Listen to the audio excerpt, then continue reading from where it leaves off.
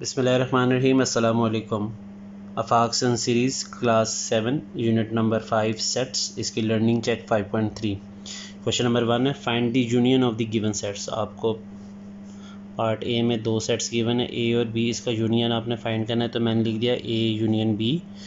अब आपने पहले ए का सेट लिखना है 1 2 4 7 और 10, यूनियन का साइन डालना है बीच में, और फिर बी का सेट लिखना है 1 3 5 6 8 और 9।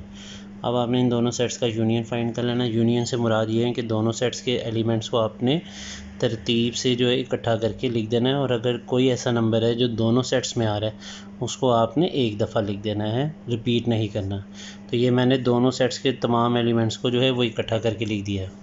पार्ट बी है p is equal to 2 7 12 17 23, q is equal to 1 7 13 19 25। तो p यूनियन q मैंने लिख दिया। पहले p का सेट लिख देता हूँ 2 7 12 17 23 यूनियन। अब आप q का सेट लिख दे 1 7 13 19 और 25। इन दोनों सेट्स का यूनियन ले लें 1 2 7 12 13 17 19 23 और 25। तो ये इन दोनों सेट्स का यूनियन फाइंड आउट कर लिया। सी पार्ट है x is equal to 4 8 12 16, y is equal to 6 12 18 24 30। तो हमने x union y find out करना है। तो ये मैंने लिख दिया x यूनियन y। पहले x का सेट लिख लें 4 8 12 16, और यूनियन फिर y का सेट लिख लें 6 12 18 24 एंड 30। तो इन दोनों सेट्स का यूनियन ले ले 4 6 8 12 16 18 24 एंड 30। तो ये दोनों सेट्स का जो है हमने union find out. Part D है m is equal to 10 20 30 40 50, n is equal to 20 50 80 110। तो m यूनियन n जो है, पहले आप m का सेट लिख लें 10 20 30 40 50, यूनियन डालें, फिर n का सेट लिखें 20 50 80 और 110 110। अब इन दोनों का यूनियन ले लें तो आ जाएगा 10 20 30 40 50 80 और 110। पार्ट ई है, ई आपको सेट दिया गया है 1 3 5 7 9 और 11 और 15। यूनियन एफ़ का सेट आपको गिवन है 2 3 5 7 11 और 13। अब आपने इन दोनों सेट्स का यूनियन फाइंड कर लेना है। उसमें आपने सारे एलिमेंट्स को लिख लेना है। तो इसमें आ जाएगा 1 2 3 5 7 9 11 13 और 15। क्वेश्चन नंबर 2 है find the intersection of the given sets. आपने इंटरसेक्शन फाइंड करना है। पार्ट ए है, उसमें आपको ए इंटरसेक्शन बी फाइंड करना है। तो पहले आप ए का सेट लिख लें 1 3 5 7 9, इंटरसेक्शन लिखें, फिर 2 4 6 8 और 10। अब आपने इसमें इंटरसेक्शन फाइंड करना है। इंटरसेक्शन से मुराद होता है कॉमन। तो इसमें कॉमन एलिमेंट चेक करें कौन सा है। तो इसमें कॉमन एलिमेंट कोई भी नहीं है, तो इसका आंसर एम्प्टी सेट आ जाएगा। बी पार्ट है, उसमें आपने सी और डी का इंटरसेक्शन फाइंड करना है। तो सी का सेट आपको गिवन है 2 8 14 20 26, इंटरसेक्शन फिर डी का सेट लिखना है 4 8 12 16 20। तो इन दोनों सेट्स में जो कॉमन एलिमेंट है वो है 8 और इसके अलावा 20। पार्ट सी है, इसमें आपने ई इंटरसेक्शन एफ फाइंड करना है। ई का सेट आपको गिवन है 40 45 50 55 एंड 60। इंटरसेक्शन एफ का सेट गिवन है 30 40 50 60 70। तो इन दोनों में अब आप कॉमन चेक कर लें, वो आपके पास है 40 50 और 60। तो ये तीन एलिमेंट्स जो है वो हमने मेंशन कर दिए। डी पार्ट है, इसमें जी का और एच का आपने इंटरसेक्शन फाइंड करना है। तो पहले जी का सेट लिख लें 2 3 5 7 11 13 17, प्राइम नंबर्स हैं। इंटरसेक्शन एच का सेट लिखें 2 6 10 14 18 22 और 26। तो इन दोनों में कॉमन जो है वो 2 है। इसके अलावा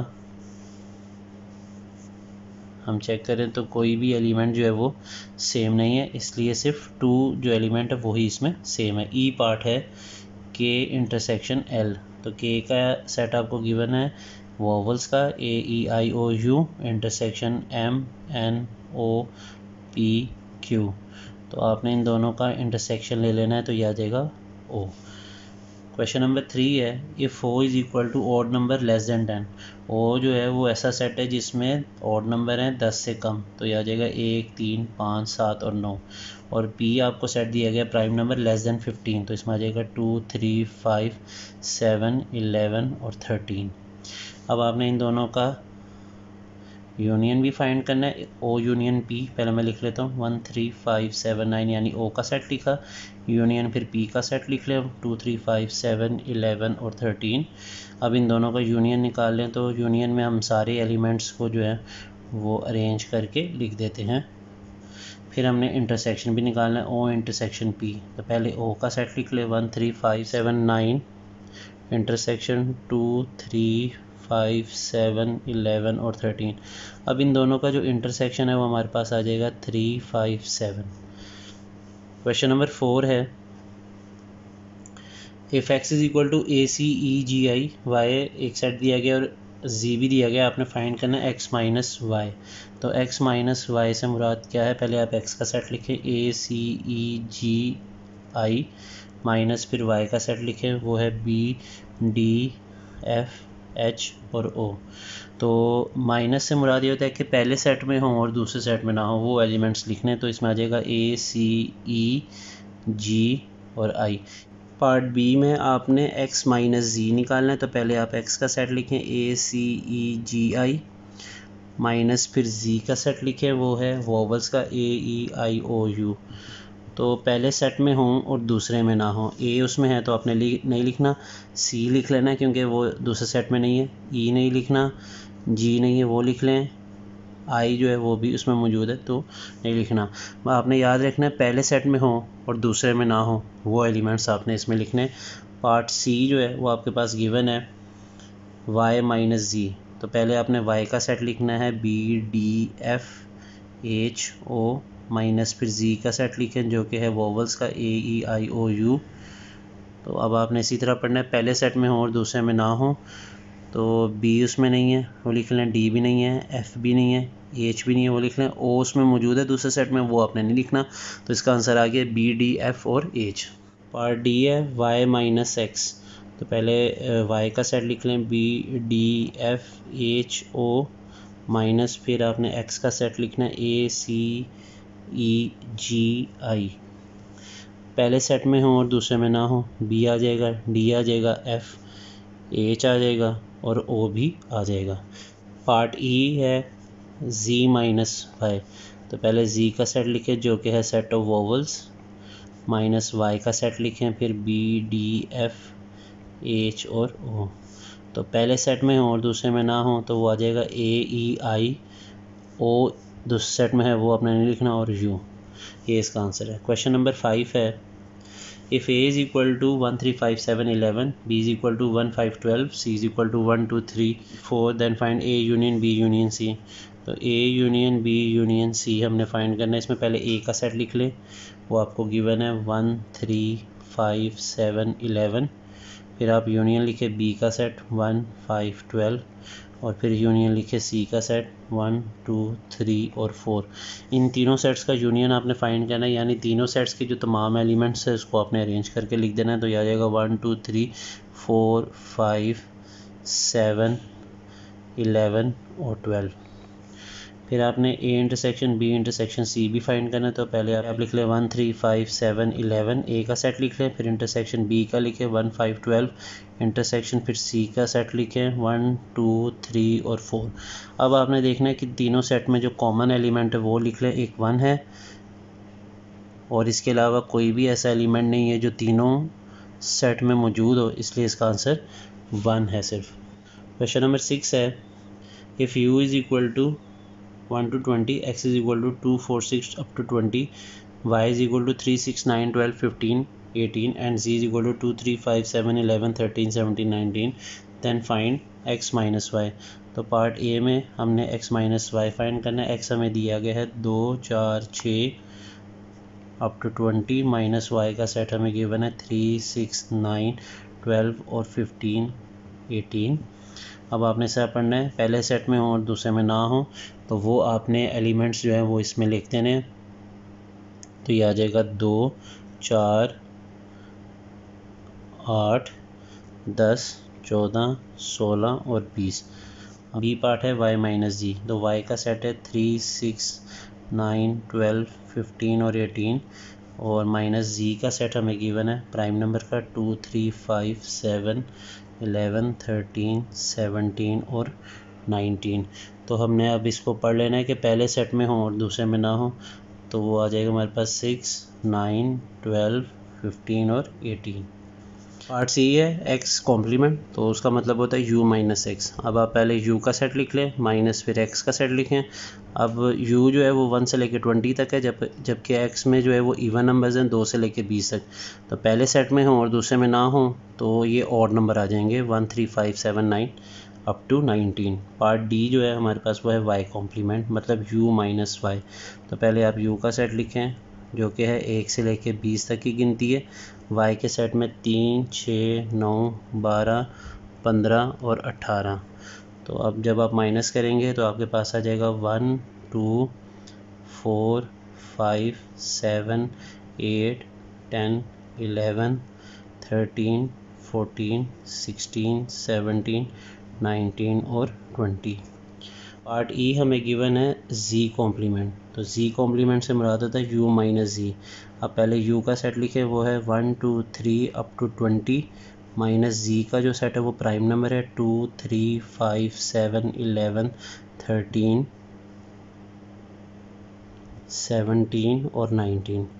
तो आप u के एलिमेंट्स z में से माइनस कर दें तो हमारे पास आ जाएगा 1 4 6 8 9 10 12 14 15 16 18 और 20। पार्ट एफ है u कॉम्प्लीमेंट। u कॉम्प्लीमेंट से मुराद है u माइनस u। तो u के एलिमेंट्स लिख लें 1 2 3 अप टू 20 माइनस फिर से u के एलिमेंट्स लिख लें 1 2 3 अप टू 20। तो इस सेट में हो और इसमें ना हो, यानी पहले सेट में हो और दूसरे में ना हो, तो दोनों सेट में सेम एलिमेंट्स हैं। तो जब आप इसको माइनस करेंगे तो आपके पास आ जाएगा एम्प्टी सेट। क्वेश्चन नंबर 7 है p is equal to 1 4 7 10, q is equal to 2 6 10 और u is equal to 1 to 12। आपने पहला पार्ट फाइंड करना है p कॉम्प्लीमेंट। p कॉम्प्लीमेंट से मुराद होता है किसी सेट का कॉम्प्लीमेंट लेना हो तो उसका मतलब होता है u में से आपने उस सेट को माइनस कर देना है। तो पहले आप u का सेट लिखें जो कि है 1 2 3 से लेके 12 तक की गिनती, और p का सेट है 1 4 7 और 10। तो पहले सेट में हो और दूसरे में ना हो तो यह आ जाएगा 2 3 5 6 8 9 11 और 12। पार्ट बी है q कॉम्प्लीमेंट। q कॉम्प्लीमेंट से मुराद होता है u माइनस q।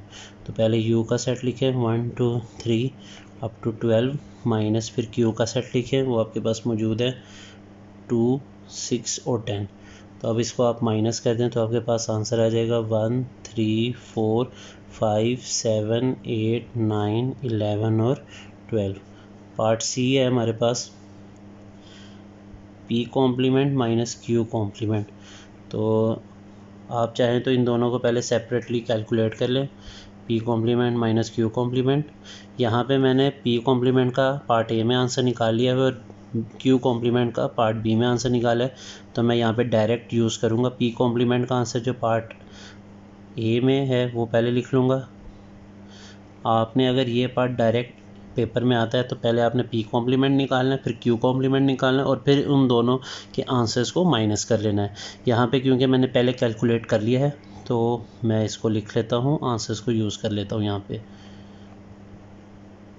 अब आप इसको माइनस करें तो आपके पास आंसर आ जाएगा इसका 2 और 6। पार्ट डी है p कॉम्प्लीमेंट यूनियन q। तो आपके पास यहाँ पे जो p कॉम्प्लीमेंट है उसका आंसर हमने पहले कैलकुलेट कर लिया हुआ है जो कि है 2 3 5 6 8 9 11 12। यूनियन q जो है वो हमारे पास है 1 2, 6 और 10। तो इन दोनों का यूनियन अगर हम लें तो आ जाता है 2, 3, 5, 6, 8, 9, 10, 11 और 12। पार्ट ई है Q complement minus P complement. Q complement हम लोग पहले कैलकुलेट कर चुके हैं, हमारे पास वो है 1, 3, 4, 5, 7, 8, 9, 11 और 12 माइनस फिर पी कॉम्प्लीमेंट कहाँ से लिखें, वो है 2, 3, 5, 6, 8, 9, 11 और 12। तो जब आप इसको माइनस करेंगे तो आपके पास आंसर आ जाएगा 1, 4 और 7। क्वेश्चन नंबर 8 का पार्ट ए है A intersection B complement is equal to A complement union B complement. इसकी लेफ्ट हैंड साइड हम ले लेंगे पहले, जो कि है A intersection B whole complement. तो सबसे पहले हम ब्रैकेट के अंदर वाली चीज़ कैलकुलेट कर लेते हैं, यानी ए इंटरसेक्शन बी। तो पहले आप ए का सेट लिखें, वो है 2, 3, 5, 7। फिर कॉम्प्लीमेंट बी का सेट लिखें 1, 3, 5, 7 और 9। अब इन दोनों का इंटरसेक्शन ले लें तो यह आ जाता है 3 और 5 और 7।